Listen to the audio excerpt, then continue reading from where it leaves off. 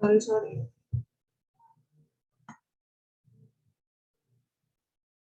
Kami ulangi. Ya, sorry. Bismillahirrahmanirrahim. Assalamualaikum warahmatullahi wabarakatuh. Perkenalkan, kami dari kelompok fosil D4 dengan anggota saya Azalul Hanzaratulina B100-190-332, yang kedua Luluk Intan Kusuma Wardani B100-190-334, yang ketiga Zahratul Salsabila B100-190-336, yang keempat Ayu Ervindea B100-190-338, dan yang terakhir Haifah Salsabila B100-190-343. Kami akan menjelaskan tentang tiga cara lisensi, investment, dan strategic partnership. Yang pertama, lisensi. Lini produk fosil terdiri dari jam tangan dan fashion kontemporer, termasuk aksesoris dan sepatu. Tidak mau ketinggalan dalam eranya, yaitu era Internet of Things, Fosil meluncurkan smartwatch di tahun 2017, termasuk lisensinya seperti Armani, Diesel, Starkey, dan Michael Kors. Uniknya, merek lisensi Michael Kors yang termasuk dalam Fosil Group merupakan kompetitor langsung jam tangan dan produk-produk fashion Fosil. Overlap dua merek ini mencapai USD 396 juta. Bedanya, konsumen Michael Kors kebanyakan perempuan dan pemakai Fosil mayoritas pria. Semua kekayaan intelektual yang dimiliki oleh Fosil atau pemasoknya masing-masing terkait dengan produk ini. Namun pada produk tertentu seperti aksesoris, suku cadang, atau perangkat lunak lainnya milik Fosil atau lisensinya dilindungi oleh Undang-Undang Federal, Undang-Undang Negara Bagian, dan ketentuan perjanjian internasional. Yang kedua adalah investment. Investasi dapat dimanfaatkan oleh kolektor jam tangan. Ketika Fosil mengeluarkan jam tangan dengan variasi yang sangat terbatas, maka kemungkinan besar para kolektor jam tangan akan memburu jam tangan tersebut.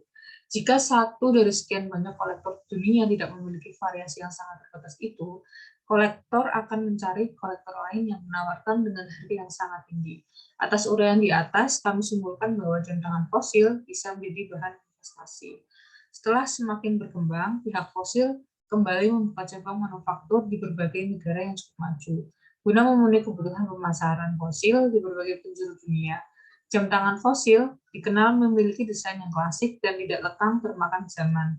Sederhana dan relevan, Fosil juga merupakan produsen dan distributor berlisensi untuk merek ternama seperti Burberry, DKNY, Emporio Armani, Armani Exchange, Tory Burch, Kate Spade, Michael Kors, Mark oleh Marc Jacobs, Skechers Design, Michael, and Adidas.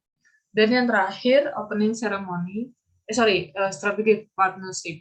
Opening ceremony bekerjasama dengan brand Fosil dalam membuat jam analog. Sebanyak 3 desain yang dibuat untuk wanita dan 1 desain untuk pria. Sedikit berbeda dari sebelumnya, pada kolaborasinya kali ini dengan opening ceremony. Namanya juga akan tertera pada produk jam tangan yang akan dihasilkan.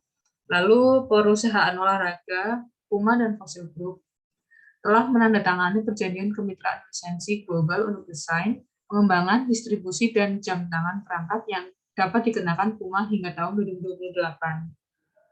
Puma dan grup Fosil akan berkolaborasi untuk mengembangkan rangkaian lengkap jam tangan dan jam pintar bermerek Puma dengan produk yang direncanakan akan diluncurkan pada tahun 2019, beberapa tahun yang lalu. Lalu kami akan menjelaskan kelebihan dan kekurangan dari lisensi sendiri. Yang pertama, kelebihannya pengguna lisensi dapat menggunakan merek dagang secara legal. Lalu yang kedua, pemberi lisensi akan mendapatkan royalti yang jumlahnya sudah ditentukan oleh kedua belah pihak. Yang terakhir, pemberi lisensi akan mendapatkan kepercayaan dari konsumen, terutama jika merek yang dipakai sudah terkenal dan bereputasi baik. Kekurangannya apabila kesepakatan dilanggar oleh penerima lisensi bisa menjadi pesaing dan akan mengancam keabsahan merek dagang pemilik lisensi. Lalu lisensi telah diberikan, pemilik lisensi akan kehilangan kontrol produksinya. Dan yang terakhir, untuk penerima lisensi memiliki risiko besar terhadap penjualan produk. Lalu kelebihan dan kekurangan investasi saham. Yang pertama, kelebihannya tidak memerlukan perawatan, tidak membutuhkan rekrutmen karyawan baru, dan yang terakhir terdapat Bursa Efek Indonesia yang merupakan tempat jual beli saham dan mempertemukan pihak menjual serta pembeli saham. Kekurangan untuk investasi saham sendiri yang pertama, akibat harga saham yang mudah dipantau dapat mempengaruhi psikologis investornya karena likuid terkadang menjadikan fluktuatif. Yang kedua, posisi return yang tinggi terkadang berpotensi rugi karena salah memilih saham. Dan yang terakhir, karena tidak adanya pegawai, maka perusahaan harus memantau investasi saham secara mandiri.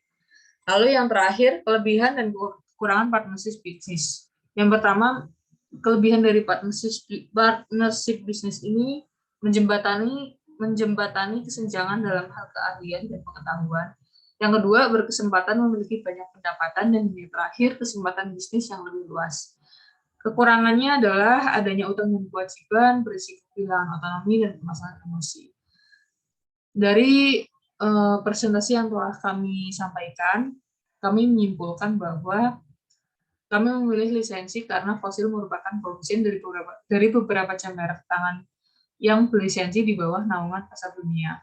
Sehingga kami berasumsi bahwa Fosil dengan mudah dapat memasuki pasar dunia lebih cepat melalui lisensi.